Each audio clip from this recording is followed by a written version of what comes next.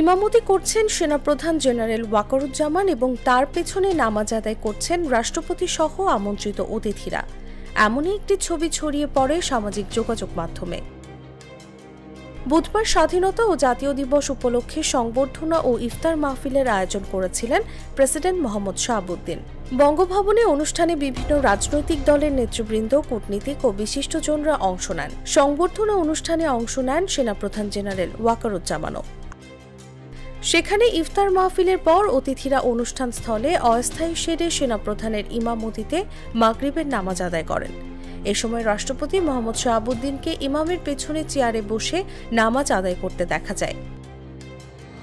শুধু রাষ্ট্রপতি নয়, রাষ্ট্রীয় গুরুত্বপূর্ণ কর্তা ব্যক্তি সহ সেনাপ্রধানের ইমামতিতে নামাজ আদায় করেছেন অন্যান্যরাও।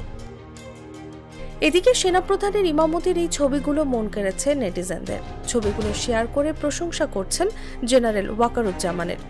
কেউ কেউ এই দৃশ্য সেনাবাহিনীতে বিরল বলেও মন্তব্য করেছেন। তাসলিমা তিথি, জাগো নিউজ।